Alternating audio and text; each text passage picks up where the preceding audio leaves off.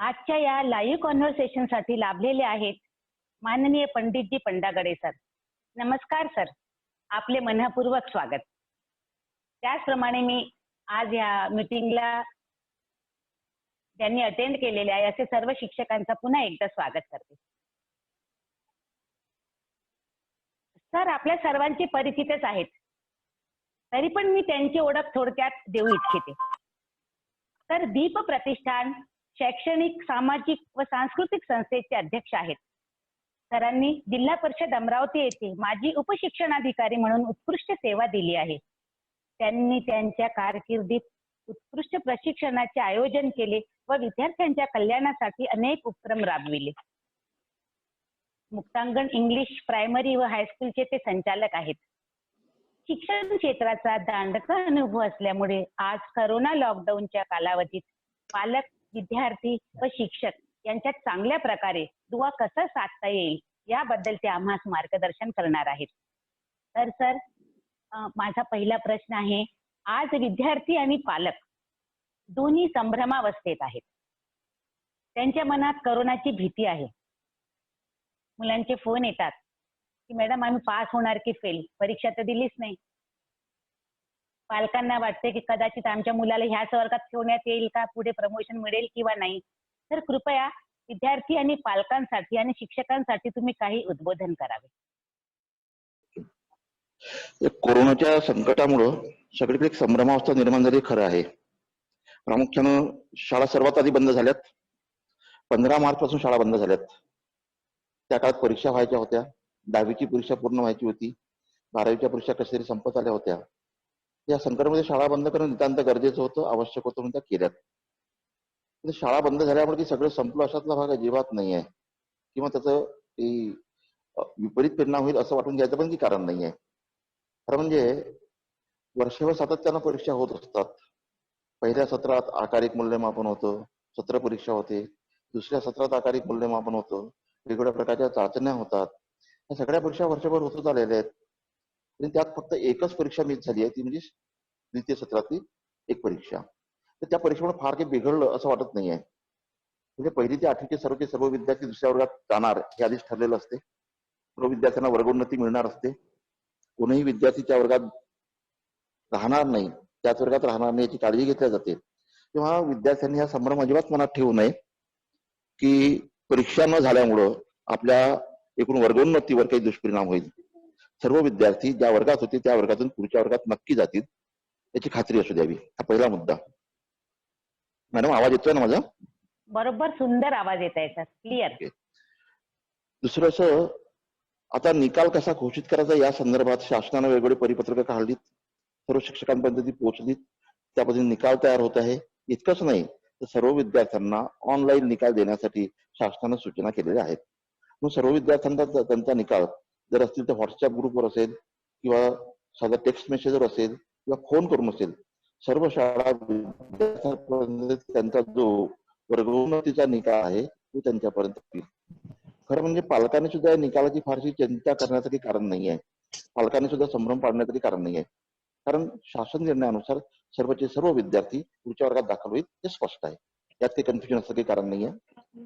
तर हा मुद्दा, मार्च महिन्यात परीक्षा संपल्या, शाळा बंद झाल्यामुळं विद्यार्थ्याच्या शैक्षणिक गुणवत्तेवर काही परिणाम होईल काय, मला असं वाटते असं काही वाटून घ्यायचं कारण नाही आहे. परंपरेनं काही शाळा मार्च महिन्यात 10वीच्या वर्गाचा अभ्यासक्रम सुरू करतात, काही जण 12वीचा अभ्यास सुरू करतात. ते खरंच गरजेचं आहे की नाही हा वादाचा मुद्दा असेल, त्याच्यावर वेगळी चर्चा करता येईल. पण ते एखाद्या वर्षी नाही झालं तर त्यामुळे फार बिघडेल असं मला वाटत नाहीये. उलट मला तर असं वाटतं एक संधी आहे.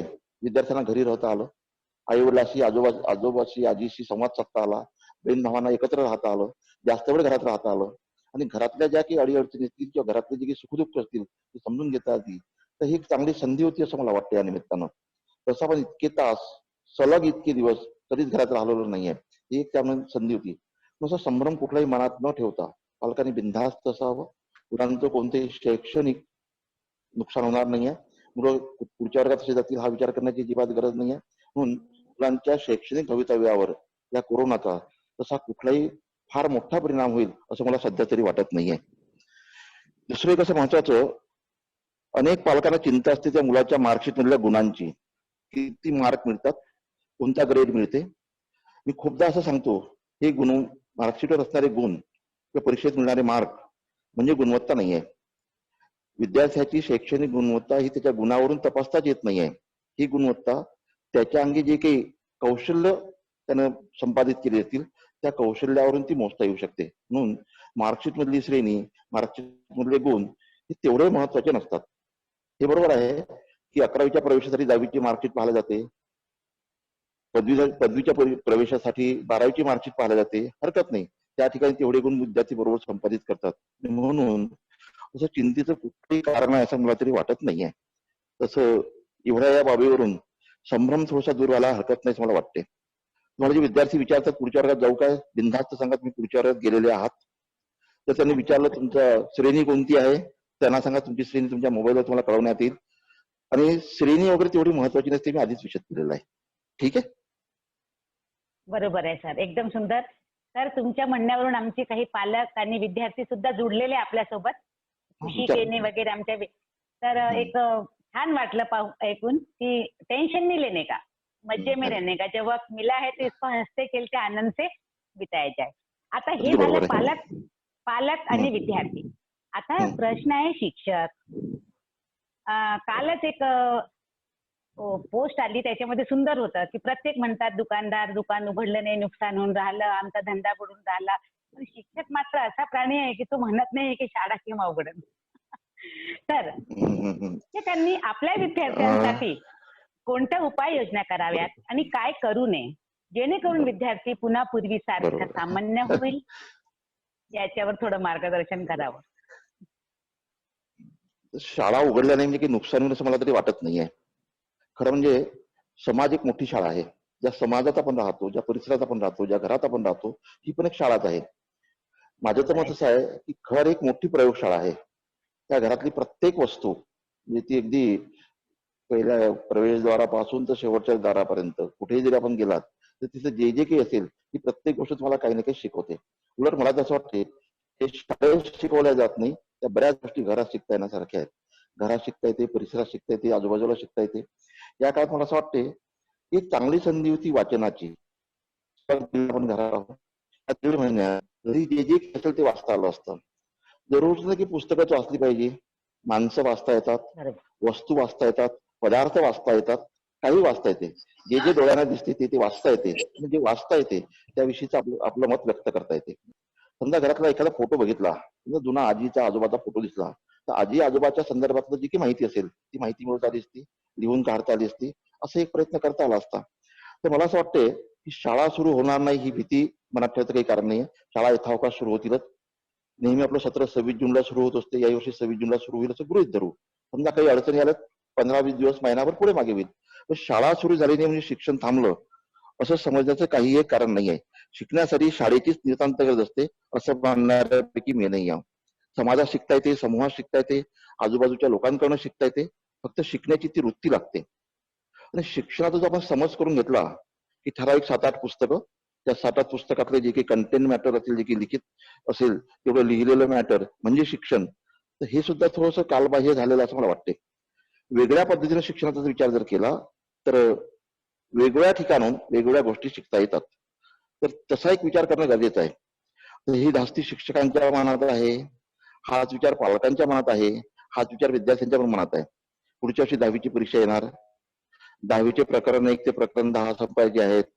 3 भाषा आहेत, सामाजिक शास्त्र आहे, विज्ञान आहे, गणित आहे, असे अवघड वाटणारे किंवा असणारे किंवा तसं भासणारे असे विषय आपल्या समोर आहेत.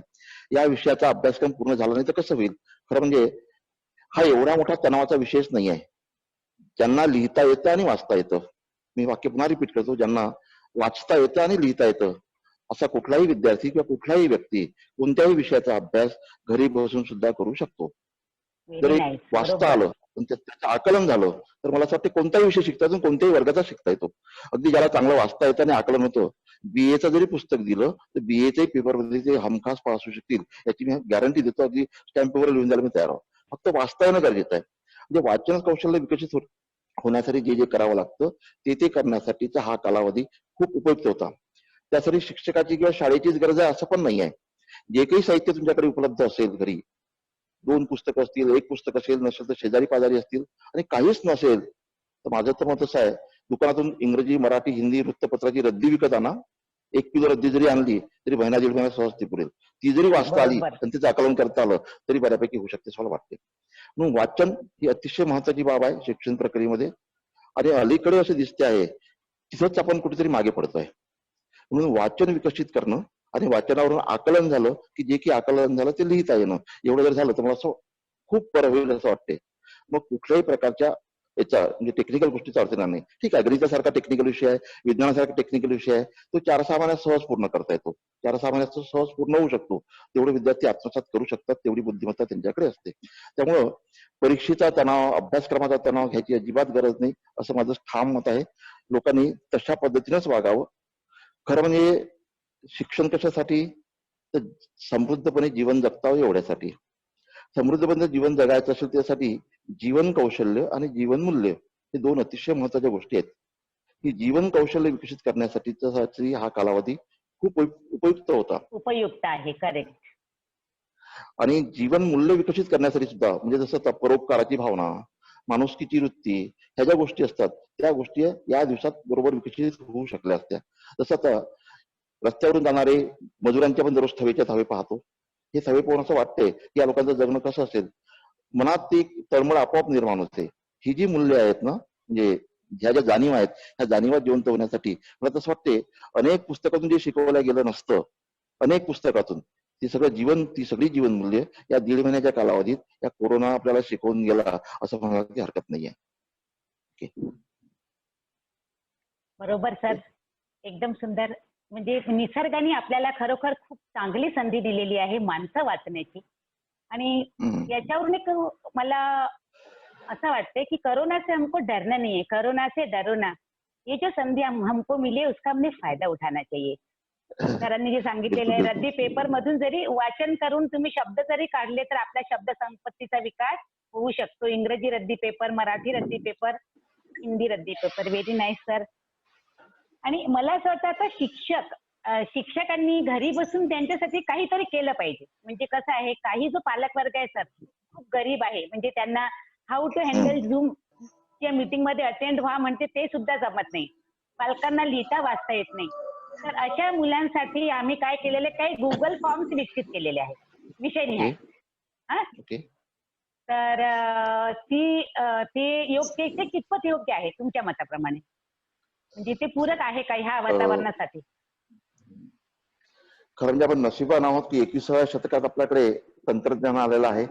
तंत्रज्ञानाचा वापर सगळ्या लोकांना करता येत आहे. सगळे शिक्षक तंत्रस्नेही झालेले आहेत आणि तंत्रज्ञानाचा खूप मोठा विकास झालेला आहे. अर्थात उपयुक्तच आहे, शिक्षणासाठी उपयुक्त आहे आणि जगण्यासाठी सुद्धा उपयुक्त आहे. ह्या तंत्रज्ञानाचा फायदा नक्की करून घेतलाच पाहिजे, तंत्रज्ञान वापरलंच पाहिजे. पण हे तंत्रज्ञान वापरताना मुलांच्या वयाचा, मुलांच्या भावनांचा, मुलांच्या क्षमतांचा विचार करणं नितांत गरजेचं आहे. दररोज काहीतरी 10-20 व्हिडिओ तयार करायचे, त्यांच्यापर्यंत पाठवायचे, त्यांना जबरदस्ती बघायला लावायचे, हे सुद्धा गरजेचं नाही आहे. म्हणून मुलांच्या क्षमता लक्षात घेऊन, मुलांच्या एकूण भावनांचा विचार करून त्यांच्यासाठी जे काही साहित्य लागतं, जे त्यांच्या आवडीचं असेल, जे त्यांच्या बुद्धिमत्तेला झेपणार असेल, जेवढ्या वेळ ते सहन करू शकत असतील, अशा प्रकारचं साहित्य निश्चितपणे विद्यार्थ्यापर्यंत पोहोचवायला पाहिजे. तसे व्हिडिओचे वेगवेगळ्या ऍप्सवर साहित्य तयार आहे. एससीआरटी साहित्य तयार केलेलं आहे. एक दीक्षा ऍप आहे, त्याच्यावर बऱ्यापैकी साहित्य आहे. विविध शैक्षणिक क्षेत्रात काम करणारे विविध शिक्षक आहेत, त्यांनी बऱ्यापैकी साहित्य निर्माण केलेलं आहे. या साहित्याचा वापर करून विद्यार्थी शिकते होऊ शकतात. ही खूप चांगली गोष्ट आहे, त्याचा वापर नक्की करायला पाहिजे. हे करताना विद्यार्थ्यांच्या भावनांचा विचार करणं नितांत गरजेचं आहे. परवा मी एक पोस्ट वाचली होती व्हॉट्सअपवर. शिक्षकांनी त्या विद्यार्थ्यांपर्यंत हे व्हॉट्सअपवर कुठेतरी पाठवलं, तर हा असं या ऍपवर हे आहे, हा व्हिडिओ आहे किंवा ही प्रश्नपत्रिका आहे, ही सोडून त्याचं उत्तर पाठवा. पेपरला आलं तर ते वाचलं मी. शिक्षण नको, जेवण मिळेल काय.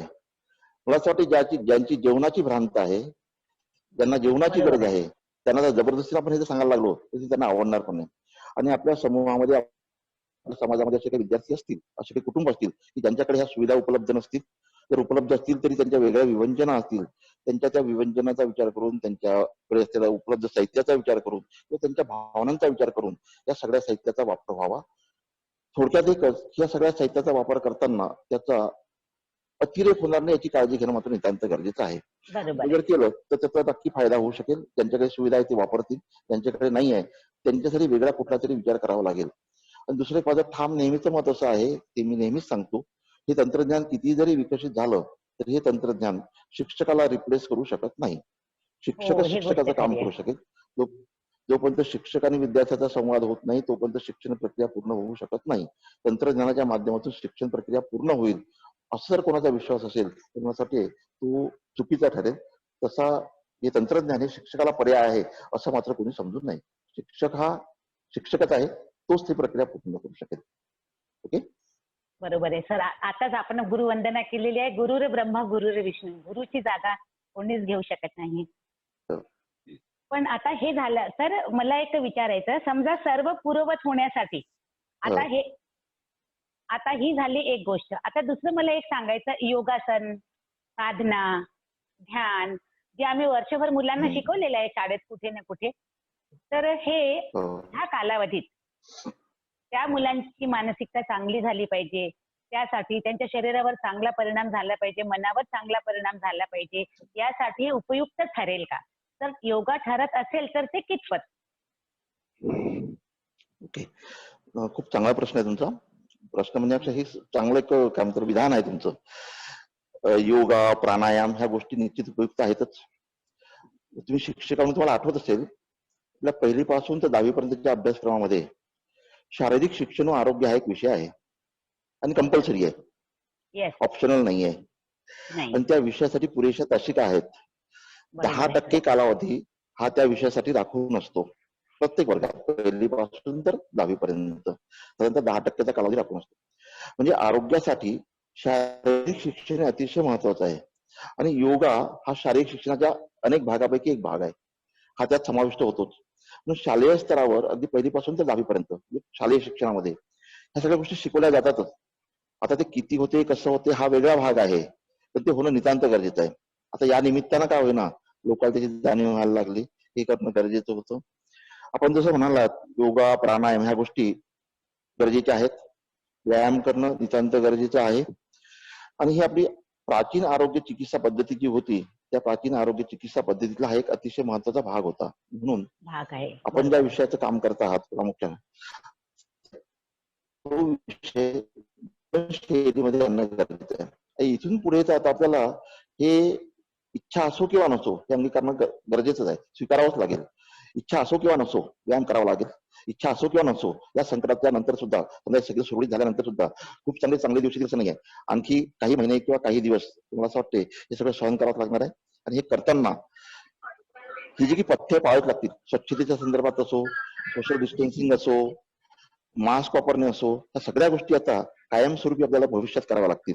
म्हणून मनःशांतीची आवश्यकता असेल, मानसिक संतुलन नीट ठेवायचं असेल, वैचारिक परिपक्वता आणायची असेल, संयम ठेवायचा असेल, या सगळ्या गुणांच्या रुजवणुकीसाठी योगा आणि प्राणायाम या अतिशय महत्वाच्या गोष्टी आहेत, त्या केल्याच पाहिजेत असं मी नम्रपणे सांगू इच्छितो.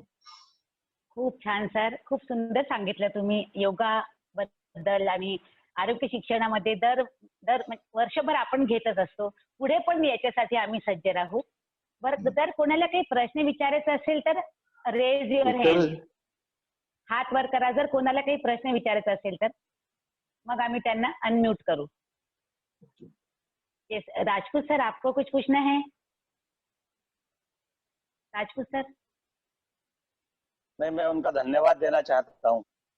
हाँ जी सर. अच्छा, ओपन करो सर राजपूत जी। सर को. Yes, Rajput sir video on करिए आप. हाँ.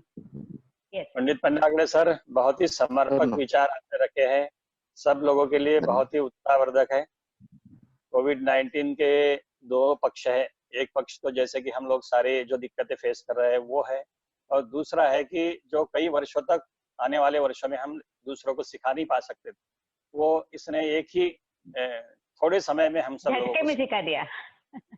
और आज हम सब लोग हमारे शिक्षण, उसके बाद में हेल्थ, सभी अंगों से विचार करने के लिए आज से हमने शुरुआत करी है और बड़े समर्पक तौर से शुरू करी है। दूसरा ऐसा कि टेक्नोलॉजी का जो उपयोग हम लोग आज करने जा रहे हैं वो निश्चित ही बहुत अच्छी तरह से अब हमारे शिक्षा के क्षेत्र में होने जा रहा है, हमारे हर क्षेत्र में होने जा रहा है जीवन। तो आज आपने जो इनिशिएटिव लिया, जो अच्छे विचार हमारे साथ में साझा किए, उसके लिए हम सबकी ओर से आपका बहुत बहुत धन्यवाद। और इसी प्रकार से आप लोग ये जो छोटे मोटे बहुत अच्छे संगोष्ठी लाइव है, कन्वर्सेशन।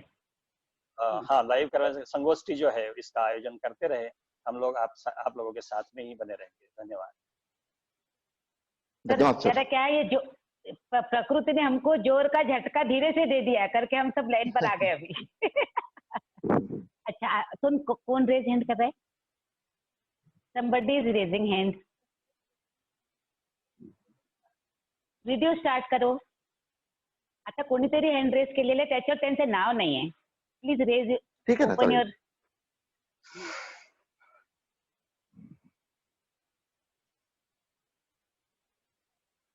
हाँ, सुताने सर. सुताने सर.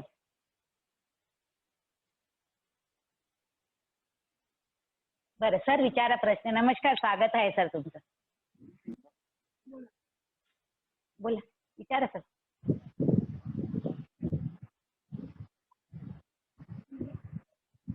सर तुमचा आवाज येत नाहीये. सुताने सर, आवाज येत नाहीये. हेलो. हाँ सर, हाँ. नमस्कार. हाँ, नमस्कार मैडम. आपने हाँ. वीडियो ये कर दिया, डिसेबल कर दिया आपकी तरफ से होस्ट के, इसलिए नहीं दिख रहा है वो. तो चलो सर, नहीं, नमस्कार. नमस्कार. वीडियो दिख रहा नमस्कार. है. हाँ.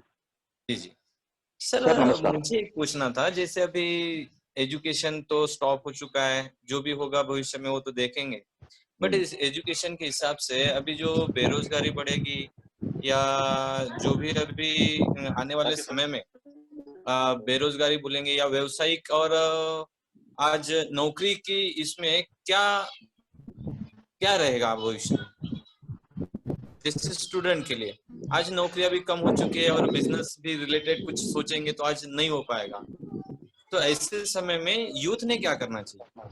मी तुम्हाला मराठीत बोलू? जी मराठी में बात करू? जी जी हाँ, मी मराठीच. ओके. हा, मराठीत बोलू ना, चालेल. तुम्ही या. काल परत न्यूज ऐकली असेल. जे बेरोजगार विद्यार्थी आहेत त्यांच्या स्किल डेव्हलपमेंटसाठी, समजा 10 लाख विद्यार्थ्यांसाठी किंवा 10 लाख मुलांसाठी, मुला मुलींसाठी शासनाने एक प्रोग्राम अनाऊन्स केलेला आहे 2-3 दिवसापूर्वी, स्किल डेव्हलपमेंटसाठी.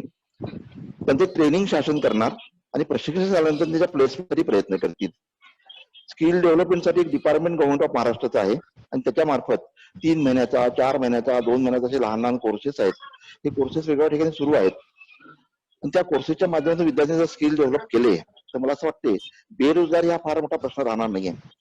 म्हणजे झालं का, रोजगार म्हणजे विशिष्ट प्रकारची नोकरी, एक स्थायी स्वरूपाची नोकरी आणि ती एक प्रतिष्ठित नोकरी, असा जो एक मुद्दा आलेला आहे. तर मला असं वाटते त्या बाबीकडे थोडस वेगळ्या अर्थानं बघणं गरजेचं आहे.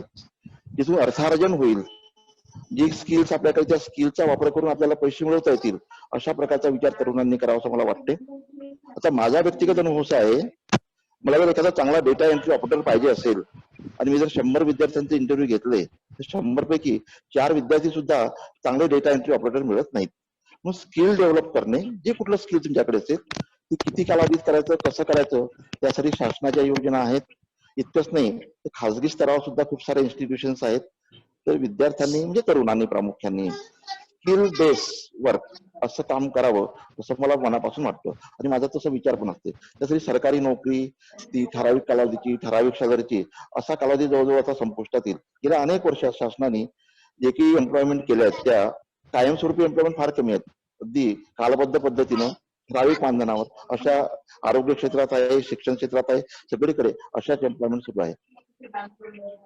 सारांश एकच आहे, सुंदर. माणसाने आपले स्किल्स डेव्हलप करणं नितांत गरजेचं आहे. त्यासाठी आवश्यक शासनाच्या आहे. वेगवेगळ्या योजना आहेत. ओके, धन्यवाद सर. आता जी सर नमस्कार. हा, स्किलवर तर ठीक आहे, पण आता जसं टेक्नॉलॉजीचा जमाना फास्ट येतोय, ठीक आहे, आणि येणारा काळ हा टेक्नॉलॉजीचाच राहणार. आता जसं हा लॉकडाऊन चालू आहे आणि या व्हायरसमुळं आता किती महिने घरी राहणार, किंवा हे वर्षापर्यंत किंवा 2 वर्षापर्यंत जसं पहिले रुटीन होतं तसं येणार नाही. जवळजवळ असं प्रत्येकाचं चालू आहे, ते रुटीन येणार नाही. अशा काळामध्ये कसं राहायला पाहिजे? असं नाहीये, येणार या आहे काळामध्ये रुटीन, परत हे येणार तर आहे. हे तर हे तर नाही, असं निराश व्हायचं कारण नाही आहे. हा रुटीन हा हा येईलच. आता पण फक्त 1.5 महिना घरी आहे, फार मोठा अवधी झालेला नाहीये. 1.5 महिना, आणि हे आकस्मिक आलेलं संकट आहे. नैसर्गिक संकट आपत्ती आहे. कुठून कशी येईल सांगता येत नाहीये. कधी पूर येतो, कधी भूकंप होतो, कधी काय होते, कधी काय होते, हे आपण कधी अनुभवलेलं नाहीये. जे तुमच्या माझ्या पिढीने ते अनुभवलं नाहीये. आपल्या पिढीने हे पहिल्यांदा अनुभवतो आहे, आणि म्हणून आपल्याला धास्ती वाटणं स्वाभाविक आहे, भीती वाटणं स्वाभाविक आहे. पण घाबरून जायचं काही कारण असं मला वाटत नाहीये. ज्यांच्यामध्ये हातपाय हलवण्याची क्षमता आहे असा माणूस सहज जगू शकतो, सहज आरामात जिवंत राहू शकतो, आणि जगण्यासाठी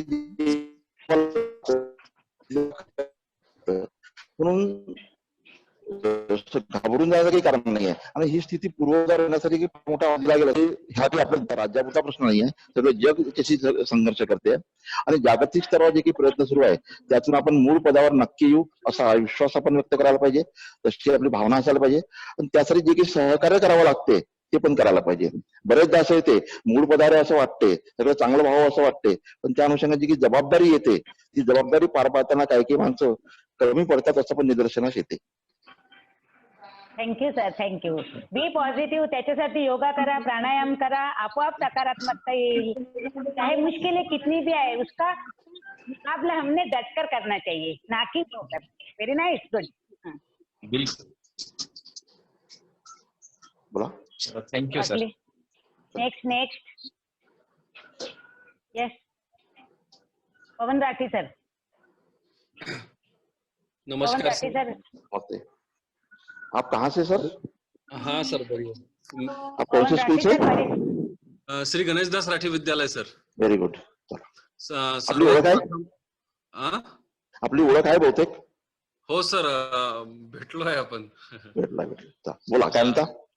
सर, सर्वात प्रथम आपलं अभिनंदन, आणि सर्वात प्रथम माया ठाकूर मॅडमचं सुद्धा अभिनंदन करतो, कारण की त्या अतिशय ऍक्टिव्ह आहेत आमच्या शाळेमध्ये आणि सर्वांना नेहमी मार्गदर्शन करतात, आणि त्यांच्यामुळेच ही संधी आम्हाला लाभली आपल्यासोबत बोलायची. आणि आज खरं महत्व कळलं की खरा सदुपयोग जो आहे मोबाईलचा आपल्यासोबत बोलून, तो यशस्वी झाला असं मला वाटतंय. थँक्यू. आणि विद्यार्थी सुद्धा याचा चांगला सदुपयोग करत आहेत. शहरी भागातले विद्यार्थी आहेत, त्याचबरोबर ग्रामीण भागातील विद्यार्थी सुद्धा आज या व्हॉट्सअपच्या द्वारे ग्रुप बनवून आमच्या सरांनी, पाचंगे सरांनी आम्हाला सूचना केल्या होत्या की प्रत्येक क्लासचा व्हॉट्सअप ग्रुप तयार करावा, आणि त्यामध्ये तुम्ही विद्यार्थ्यांना होमवर्क द्यावं. तर याचा एक चांगला पॉझिटिव्ह रिस्पॉन्स आम्हाला मिळाला.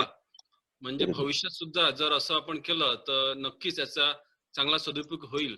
आणखी यामध्ये आपण काय करू शकतो याबद्दल जर आपण आम्हाला सांगितलं तर आम्ही नक्कीच भविष्यात ही योजना राबवू. तशी वेगळ्याने चर्चा करता येईल. तुर्त जे काही सुरू आहे ते बरोबर सुरू आहे, योग्य सुरू आहे, योग्य दिशेने सुरू आहे. करेक्ट. ठीक है सर.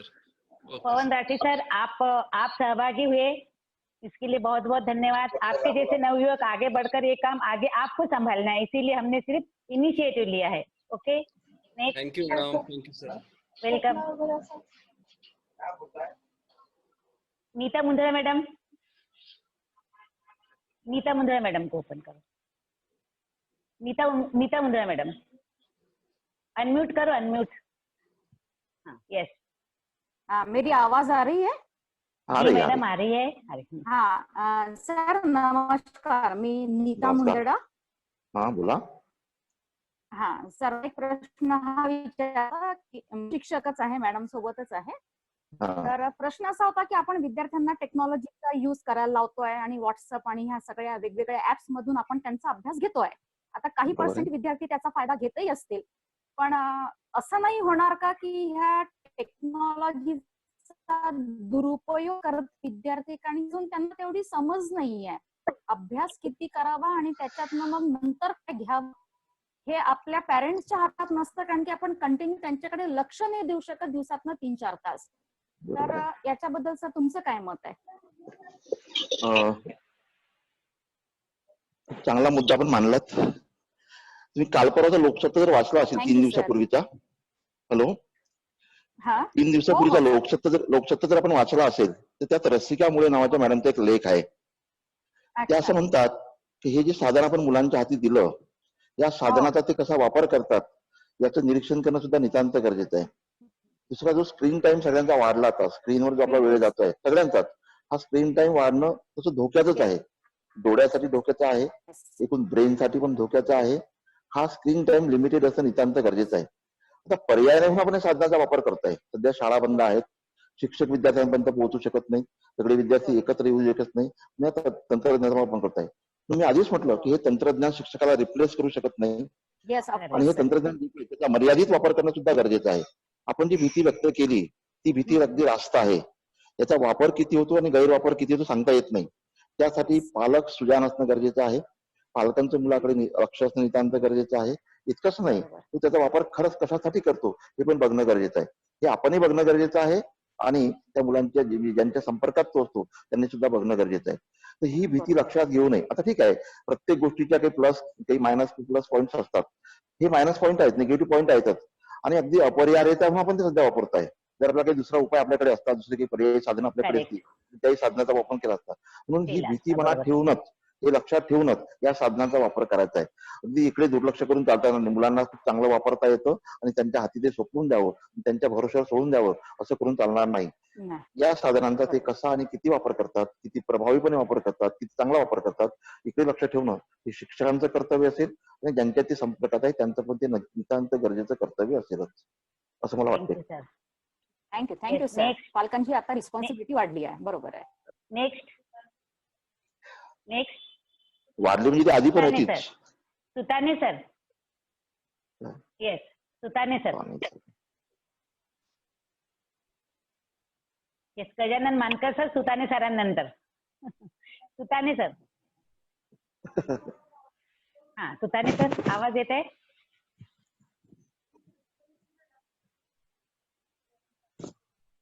सरांचा आवाज का येत नाही सुताने सर? बरं, तोपर्यंत आपण गजानन मानकर सरांना घेऊया. सर नमस्कार. नमस्कार गजानन. नमस्कार सर, मी आपल्यासमोर 2 प्रश्न घेऊन येत आहे. लॉकडाऊनच्या काळात आणि हा जो आता प्रादुर्भाव झाला यामध्ये शाळा बंद आहेत आणि टोटली शाळेचा वर्ग जवळपास बंद आहे. शहरी भागामध्ये जसं आता ठाकूर मॅडमने सांगितलं, मुंदडा मॅडमने सांगितलं की त्यांच्या शाळेमध्ये ही वर्गाची व्हॉट्सअप ग्रुप तयार केले आहेत आणि कार्य सुरू आहे. ग्रामीण भागामध्ये मात्र एक अडचण आहे आणि आम्ही 25% लोकांकडे अँड्रॉइड उपलब्ध आहे, 75% लोकांकडे नाही आहे. पण आमचं फोकस 75% आहे, 25% नाही. आम्हाला एक संधी आहे ती सांगायसाठी की 75% लोकांकडे आहेच नाही. त्यामुळे आम्ही त्या 25%चाही विचार करत नाही. आणि मला असं वाटतं आणि यामध्ये शिक्षकांची मानसिकता फार महत्वाची आहे आणि पंढरकर साहेबांचा हातखंडा यामध्ये शिक्षकांची मानसिकता तयार करण्यासाठी. आणि म्हणून मला सर आपल्याकडून मार्गदर्शन हवं आहे. या शिक्षकांची मानसिकता तयार करण्यासाठी 25% निदान या 25%ची तरी सुरुवात आपण करूया ग्रामीण भागामध्ये. तर यासाठी काय करता येईल? नाही, आता कसं गजानन मानकर सारखे मुख्यमंत्री असतील पुढाकार घेऊन काम करू शकतात. ज्या लोकांना काम करता येतं, जे टेक्नो सेव्ही आहेत, अशा 4-2 लोकांना सोबत घ्या. जे की साहित्य तयार करता येते साहित्य तयार करा. समजा नसेल तयार करता येतं, कटपेस्ट हमखास करता येतं, त्याचे कटपेस्ट करून जरी पुढे पाठवलं किंवा आता बरेचसे ऍप्स आपल्याकडे जसं दीक्षा ऍपवर जर गेलो आपण किंवा DICPDचं जर म्हणजे अमरावती डायरेक्ट जरी त्याच्यावर जरी आपण गेलो, खूप सारं साहित्य उपलब्ध आहे. हे साहित्य मुलांना जेवढे विद्यार्थ्यांना पोहोचलं तुमच्यापर्यंत जरी पोहोचलं तरी मला असं वाटते एवढ्या 25%चा फायदा होईल. दुसरं मला एक खूप अजूनही असं वाटते की ठीक आहे, 15 मार्चला शाळा बंद झाल्यात, तशा त्या 1 मेला बंद व्हायच्या होत्या. 45 दिवस कमी झाले, त्यातले जर सुट्यांचे दिवस सोडले तर मोठ्या गोष्टी 30 दिवस मिस झाले असतील. बरोबर आहे ना? म्हणजे आपला जो बॅकलॉग आहे 30 दिवसाचा आहे. हा 30 दिवसाचा बॅकलॉग भरून काढण्यासाठी पुढच्या कालावधीमध्ये काही करताच येणार नाही असं आतापासून वाटून घ्यायचं काही कारण नाहीये. गृहीत धरू आपण की विद्यार्थ्यांना जी 2 महिन्याची सुट्टी असायची, 1 मे पासून सुट्टी असायची 26 जून पर्यंत, ती थोडीशी जास्त मिळाली असं गृहीत धरू. या सुट्टीच्या कालावधीत विद्यार्थी अभ्यास करणार नाही असं आपण म्हणताय. आता आपली अभ्यासाची संकल्पना थोडी बदलवून टाकू. पुस्तकाचं वाचन, पुस्तकातल्या प्रश्नांचं वाचन, प्रश्नांची उत्तर म्हणजे अभ्यास असं न गृहीत धरता घरी तो जे काही करतो त्याला जर आपण अभ्यास म्हटलं, आईला भांडे घासण्यासाठी मदत करतो, कपड्यांच्या घड्या नीट करून ठेवतो, बिछाने नीट ठेवतो, घरातलं फर्निचर साफसूफ करतो, आईला कामात मदत करतो, असं जरी होत असेल तर याला अभ्यास म्हणता येणार नाही काय? आणि हे आपल्या अभ्यासक्रमात कुठंच नाही काय? हे जर अभ्यासक्रमात असेल, ते जर तो घरी करत असेल, तर मला असं वाटतंय फारशी चिंता करायचं काही कारण नाही आहे. अनेकांना शर्टाला बटन लावता येत नव्हती. समजा घरी बसून शर्टाला बटन कशी लावायची एवढं जरी शिकले असतील तरी मग एखादं स्किल त्याने अडॉप्ट केलं.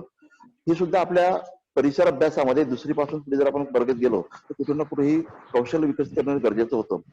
तर त्या दृष्टीने सुद्धा पालकांना सांगता येऊ शकतं, मुलांना सांगता येऊ शकतं. घरी जी काही साधनं उपलब्ध आहेत त्या साधनांचा वापर करून सुद्धा मुलांना शिकता येतं. काहीच नसेल तर मला काल असा विचार डोक्यात आला, समजा घरी सायकल असेल आणि पाना लागतो, पाना असेल, स्क्रूड्रायव्हर असेल, सगळी सायकल खोलायची आणि पुन्हा फिट करायची. बरोबर. 2-3 दिवसा कार्यक्रम चालेल, बरोबर आहे ना? बरोबर सायकल आहे. मधल्या सगळ्या पार्टची नावं पाठ करायची. सायकल हे असं एक आपल्या घरी असलेलं साधन आहे की ज्यातलं कुठल्याही अवयवाचं नाव मराठीत नाही आहे. सायकल, इंग्रजीमध्ये सीट, आहे. Pedal, spoke, tyre, handle, tube, puncture, जे जे काही असेल, हँडल, कॅरियर, बेल, जी सायकल जेव्हा जेव्हा नजरेसमोर येते तेव्हा एकही शब्द मराठीत येत नाही.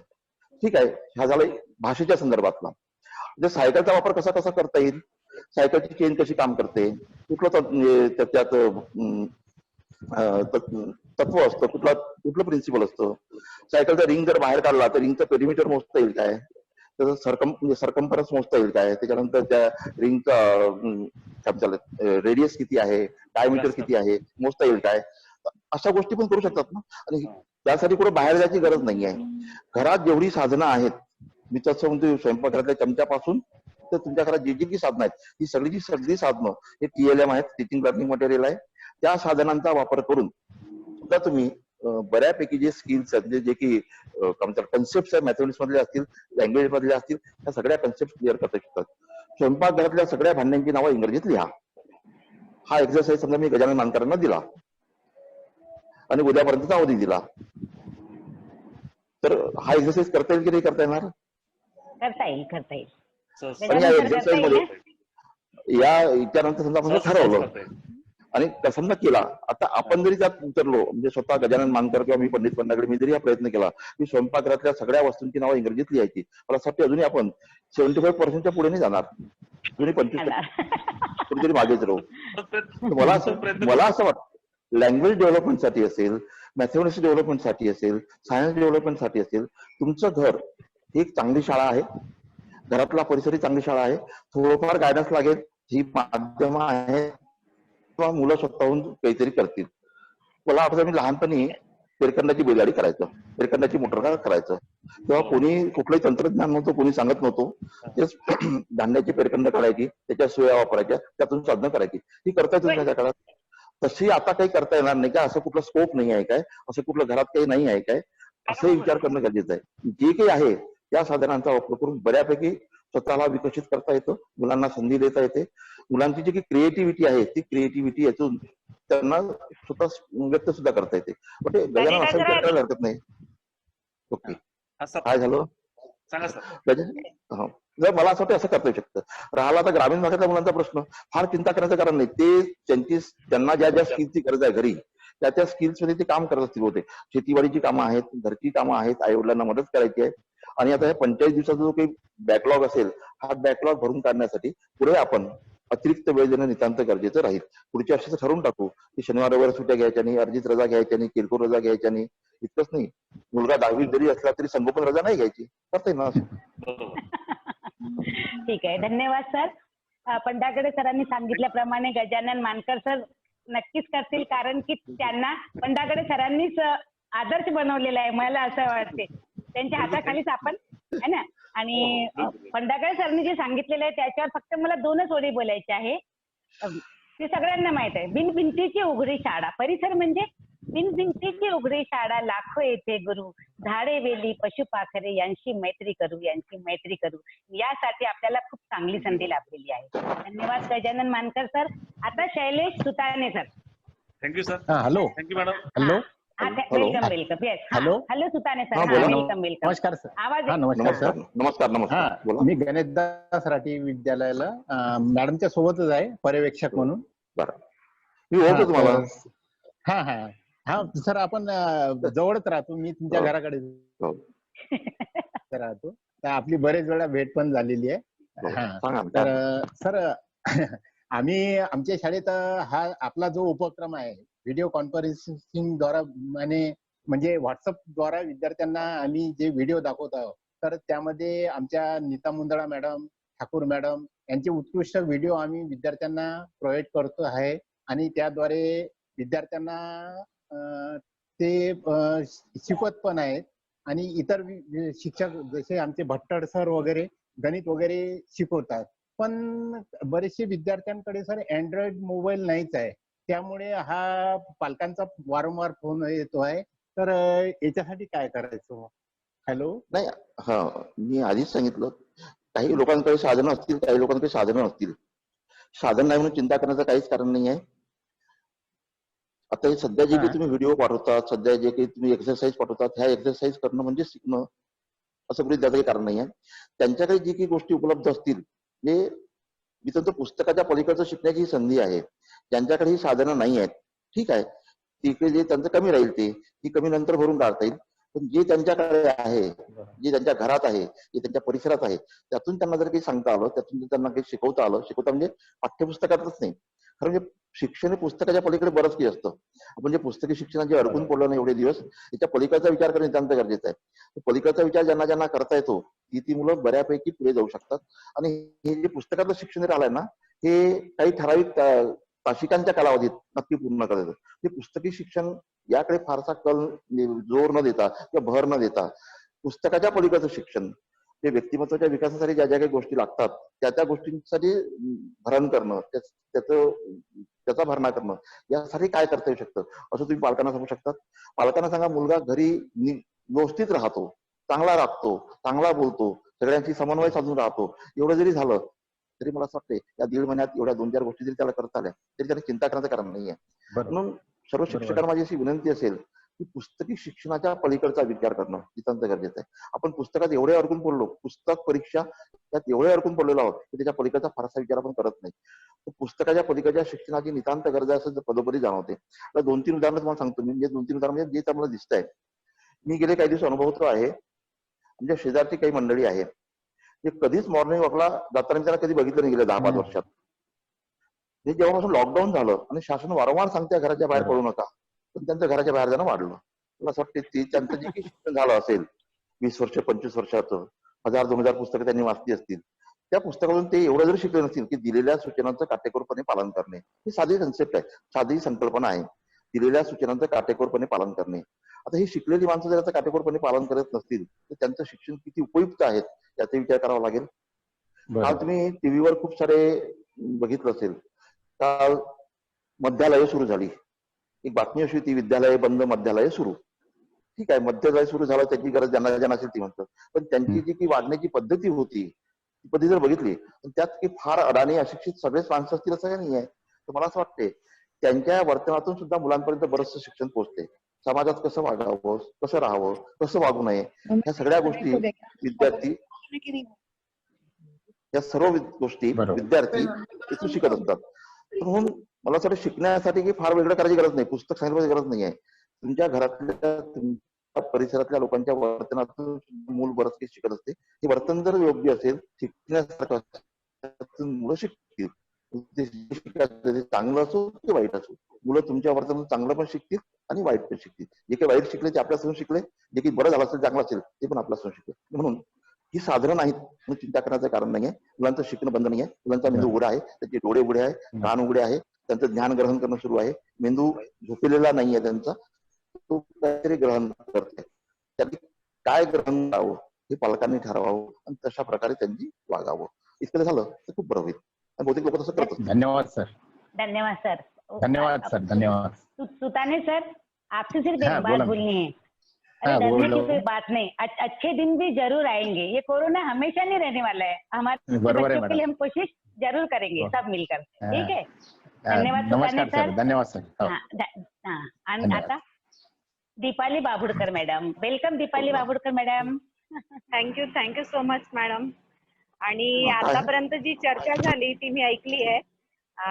माननीय पंडागळे सरांनी एक म्हणजे सुमारे 15 वर्षाच्या पूर्वी एक खूप चांगली सवय आम्हाला शिक्षकांना लावून दिली होती, ती म्हणजे स्वतःच्या वाचनालयाची. तर त्याच्यामुळे ती सवय जोपासत आली. त्याचा फायदा आता होतोय खऱ्या अर्थाने असं वाटतंय. कारण लॉकडाऊन ज्या दिवशीपासून सुरू झालं त्या दिवशीपासून मी एक पाऊल वाचन समृद्धीकडे अंतर्गत मुलांसाठी वाचनाची मालिका सुरू केली आणि त्या गोष्टी मी व्हॉट्सअप, फेसबुक याच्याद्वारे मुलांपर्यंत पोहोचवतेय. तर आतापर्यंत हजारो मुलांना त्याचा फायदा झाला. म्हणजे मलाही फायदा झाला, कारण आपलं वाचन स्वतःला दुरुस्त करण्यासाठीची ही एक मोठी संधी होती असं मलाही वाटतं. या निमित्ताने आता जर समजा माझी पुस्तकं संपली तर मग पुढे काय हाही शोध घेणं मी सुरू केलं. मला असं वाटतं की ज्या मुलांजवळ मोबाईल नाही त्यांच्यासाठी काय असा विचार आला. मग मला VSF नावाचा एक उपक्रम सुरू आहे आपल्या अमरावती जिल्ह्यामध्ये. तर त्यांचा एक मोबाईल नंबर आहे जो मोफत आहे. तर तो नंबर मिळाला. तर त्यांनी विचारलं की आम्ही तुमच्या गोष्टी आमच्या मोबाईल नंबरला देऊ का? म्हणजे मुलं फोन करतील, तो मोफत असेल, त्याला पैसे पडणार नाहीत आणि मुलांना सहज गोष्टी ऐकता येतील. आता या गोष्टीच्या शेवटी मी मुलांना एक कुठला तरी उपक्रम सांगते. जशी पावसाची गोष्ट असेल तर मी सांगते की पावसाचं चित्र काढा, तुम्हाला पावसात कसे अनुभव आले ते तुम्ही लिहून काढा. काही मुलं तसं करतात, पाठवतात. मग हा पण एक प्रकारचा अभ्यास अनुभव झाला, अध्ययन अनुभव झाला. मला असं वाटतं की ऐकणं हा पण एक खूप चांगला व्यायाम आहे, कानासाठी, मनासाठी सुद्धा. त्याच्यामुळे आपल्याला वेगवेगळ्या लेखकांची ओळख होते आहे, प्रकाशकांनी प्रकाशित केलेल्या पुस्तकांची ओळख होते आहे. मला असं वाटतं की घरी बसून एवढं जर आपण मुलांसाठी करू शकतो तर हेही पुष्कळ झालं. म्हणजे किमान या लॉकडाऊनच्या काळात. बरोबर आहे मॅडम, बरोबर आहे. सुंदर सुंदर. Thank you madam. थँक्यू. मॅडम, दीपालीचा जो उपक्रम आहे ना, हा हा. गेले सातत्याने किती दिवस सुरू आहे आणि त्यातून अरे बऱ्याच वा. पोरांपर्यंत पुस्तकं पोहोचत आहेत. तशी sir Deepali is a very active personality. I know her. आम्ही खरोखरच साधारणतः एक उत्कृष्ट शिक्षिका आहे. हं. समजा 20 वर्षापूर्वी आम्ही स्वतःची लायब्ररी प्रत्येकाकडे असावी असा आम्ही प्रस्ताव मांडला होता. आणि तेव्हा जे लोक त्या समाविष्ट होते त्या प्रत्येकानं आपापली लायब्ररी, आपलं ग्रंथालय समृद्ध केलेलं आहे. प्रत्येकाकडे किमान 100, 200, 300 पुस्तकं असतील. काही लोकांकडे दीपालीकडे त्यापेक्षा जास्त असतील. तर मला असं वाटतं अरे वा. पुस्तकं घरी असणं हे नितांत गरजेचं आहे. आणि ते जर असतं ना, ज्यांच्याकडे पुस्तक आहेत त्या लोकांना लॉकडाऊन फारसा काही अडचणीचा गेला नाहीये. त्यांना ज्यांच्याकडे पुस्तकं आहेत, पुस्तकं वाचण्याची सवय आहे आणि अशी वेगवेगळ्या प्रकारे निरीक्षण सवय, त्यांना हे फार जड गेलं नाही असं मला वाटते.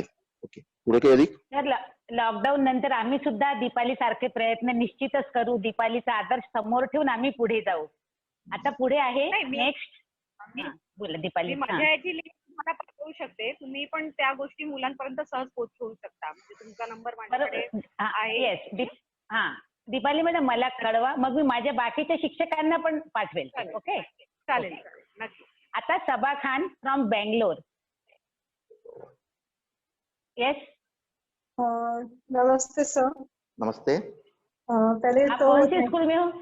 मैं बैंगलोर में फ्रैंक एंथनी पब्लिक स्कूल से हूँ। ISC बोर्ड है, मैं वहाँ पे टीचर हूँ, PGT 11th-12th क्लास को पढ़ाती हूँ। मेरे सबसे पहले तो थैंक यू सो मच, इतनी सारी और अच्छी इंफॉर्मेशन शेयर करी आपने। और क्योंकि मैं टीचिंग बैकग्राउंड से हूँ और एक इतने अच्छे गाइड को सुनना मेरे लिए बहुत बड़ी बात है। Thank you so much for that. सबसे पहले सर मेरे 2 सवाल हैं। पहला ये सवाल, क्योंकि अभी लॉकडाउन चल रहा है और स्कूल्स अभी ओपन होने मुश्किल है, तो काफी स्कूल्स ऑनलाइन क्लासेस चला रहे हैं, यहाँ पे काफी ऑनलाइन क्लासेस शुरू हैं। तो आपको क्या लगता है कि ऑनलाइन क्लासेस बच्चों के लिए कितनी इफेक्टिव होंगी?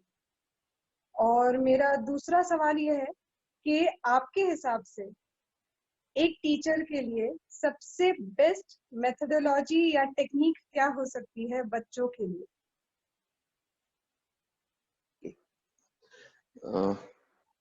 मराठी में सुन सके क्या? मराठी में समझेंगे आप? Can you understand in Marathi? आप बोल दीजिए। नहीं, ठीक है, हिंदी में बताता हूँ। हिंदी में। नहीं, हाँ, आपका जो पहला सवाल है ना, पहला प्रश्न है कि ये जो टेक्नोलॉजी है, टेक्नोलॉजी कितनी यूजफुल होंगी। जहां तक मुझे लगता है टेक्नोलॉजी ठीक है, यूजफुल है कुछ हद तक, लेकिन वो टीचर को रिप्लेस नहीं कर सकती। Teacher is a teacher, teacher होना जरूरी है। कितनी भी टेक्नोलॉजी डेवलप हो, वो टीचर के लिए यानी पर्याय नहीं हो सकती। तो टेक्नोलॉजी का एक सीमित उपयोग होगा, सीमित लिमिट तक ही वो वापरी जाएंगी, उसका यूज भी उतने होगा, करके टेक्नोलॉजी एक फाइनल अल्टरनेटिव नहीं है। ठीक है। दूसरा जो मेथोडोलॉजी है ना, इसका एक हमने उदाहरण सुना था कुछ दिन पहले, ऐसे मैंने एक लेक्चर में सुना था। जो छोटा बच्चा है और वो रोता है, तो जब रोता है, छोटा है ना 6-7 महीने का, तो उसकी मम्मी उसको शांत रखने के लिए, चुप रखने के लिए क्या क्या पर्याय करती होंगी, क्या क्या करती होंगी, जितने भी पर्याय वो करती होंगी, जितने भी वो उपाय ढूंढती होंगी, ये करना वो करना वो करना, वो आखिर में चुप होता है कभी कभी। अरे उसको समझाने के लिए या उसकी बात समझने के लिए, वो बच्चों को क्या होगा समझ में नहीं आता, भूख लगी क्या समझ में नहीं आता, किसने काटा क्या समझ में नहीं आता, वो समझने के लिए, वो जानने के लिए, तो उसकी मम्मी जो जो भी प्रयास करती होंगी, जो जो भी प्रयत्न करती होंगी, उतने प्रयत्न टीचर ने करने चाहिए। अरे क्लास में यदि 40 बच्चे हैं, 40 स्टूडेंट है, तो 40 स्टूडेंट 40 प्रकार के होते हैं। 40 स्टूडेंट एक प्रकार के हो ही नहीं सकते। अपना स्ट्रेटेजी ऐसी है कि क्लास में जितने बच्चे सभी एक जैसे हैं, सबको एक जैसा पढ़ाना है, सबको एक ही पढ़ाना है, और मुझे जितना आता है उतना ही पढ़ाना है। ऐसी यदि अपनी सोच है, तो वो पढ़ाने में 40 बच्चों का सेटिस्फेक्शन आप नहीं कर सकते। इसलिए हर एक बच्चे को समझना जरूरी है, उसकी डिफिकल्टी समझनी जरूरी है, उसके पॉजिटिव पॉइंट्स क्या है वो समझने जरूरी है। हर बच्चा जब आपको समझ में आएगा कि इसको ये चाहिए, यहाँ तक चाहिए, ये यहाँ तक पहुंचा है, तब आप उसको अच्छे ढंग से पढ़ा सकते हैं। वही आपका मेथोडोलॉजी होती है। कोई भी एक मेथोडोलॉजी, कोई भी एक प्रकार की टीचिंग टेक्निक सब बच्चों के लिए उपयोग में नहीं आ सकती। हर बच्चे के लिए अलग टेक्निक हो सकता है। ठीक है, कुछ दिनों के बाद वो टेक्निक बच्चे अपने आप आत्मसात कर लेंगे, कुछ दिनों के बाद एक ग्रुप में वो टेक्निक काम में आएंगी, लेकिन पूरे क्लास के लिए, अलग अलग बच्चों के लिए, अलग अलग स्टूडेंट के लिए एक ही प्रकार का टेक्निक काम में नहीं आ सकता। We adopt number of techniques, और जो इतनी टेक्निक अपने पास है, तो वो बच्चों तक अपन पहुंच सकते हैं, सब बच्चों तक पहुंच सकते हैं। अभी अपने क्लास में कुछ बच्चे पढ़ते हैं, कुछ बच्चे सीखते हैं, कुछ नहीं सीखते हैं, जो कुछ अपने आप भी सीखते हैं। तो पूरे क्लास को एक ही टेक्निक से नहीं पढ़ाया जा सकता, ऐसा हमारा मानना है, हमारा अनुभव ऐसा है। और जो टीचर इस ढंग से सोचते हैं, इस ढंग से विचार करते हैं, वो सक्सेसफुल टीचर हो सकते हैं। Okay, did you get satisfied? Yes, definitely. Thank you so much, sir. Thank you. Thank you. ठीक आहे. बरं, तर आता सर, हा वेळ संपत आलेली आहे. आणि धन्यवाद सर, आपण दिलेल्या सूचनांचे आम्ही शिक्षक निश्चितच पालन करू. आपण आपला अमूल्य वेळ देऊन मुलाचे मार्गदर्शन केले, त्याबद्दल आम्ही तुमचे आभारी आहोत. सर्व पार्टिसिपंट्स, आजच्या कॉन्व्हर्सेशन मधून तुम्हाला निश्चितच फायदा झाला असेल. सर्वांचे मनापासून धन्यवाद. आणि मी एक संदेश देऊ इच्छिते, कधी पण निगेटिव्ह विचार मनात आणायचे नाही. नेहमी सकारात्मक विचार ठेवा. जो आज का दिन है वो कल नहीं रहेगा. आज कोरोना है, कल नहीं रहेगा. जब हिरोशिमा बॉम्ब के बाद में जापान उठकर खड़ा हो सकता है, तो हम क्यों नहीं उठ सकते. सर्व शिक्षकांनी आशावादी असलं पाहिजे. आपलं कार्य ज्या एनकेन करून गुगल फॉर्म, व्हिडिओ काहीतरी करून जर जेवढं तुमच्याकडून शक्य होत असेल तेवढं करा. आणि पुढे निश्चितच, कारण कोणताही संकट जास्त वेळ राहत नाही, चांगली वेळ पण जास्त वेळ राहत नाही, तर दुःखही जास्त वेळ राहत नाही. हे दिवस निघून जाणार आहेत. आणि पुन्हा भेटू. सर्वांना मनापासून धन्यवाद. नवीन विषय घेऊन नाव stay connected on Facebook and Instagram also. आणि याच्या आधी आम्ही एपिसोड घेतलेले आहे, boosting immunity in a style, how to make our boredom joyous. Second, तिसरा होता आमचा opening the door to unleash creativity. आणि आजचा एकदम उत्कृष्ट आणि आपले जे पंडागडे सर आहेत त्यांच्या मार्गदर्शनाखाली झालेला आहे, एकदम ऑसम. त्यासाठी खूप खूप धन्यवाद पंडागडे सर. तुम्ही सर्वांच्या प्रश्नांची उत्तरे दिलीत. सर्व समाधानी झालेच असतील असं मला वाटते. तेव्हा आता एकदम आपण काय करायचं, सर्वांनी सबको अनम्यूट कर दो. अनम्यूट आहे ना. आता सगळेजण फक्त जाता जाता एक वर्ड म्हणूया आपण, चलते चलते मेरे ये गीत याद रखना, कभी अलविदा ना कहना. पुन्हा आपण भेटत राहू असं. Ready, 1 2 3 start. चलते चलते मेरे गीत याद रखना, कभी अलविदा ना, याद रखना, कभी अलविदा ना कहना, कभी अलविदा ना कहना. See you again. Stay connected. Thank you. हाँ, थँक्यू सर, थँक्यू. ओके.